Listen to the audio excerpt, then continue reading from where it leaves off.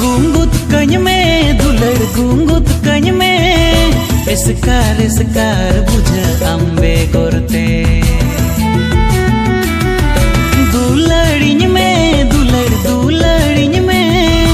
आलम बगियन किस हो गाती गुंगुत कñ में दुलड़ गुंगुत कñ में इसकार बुझ अम्बे गोरते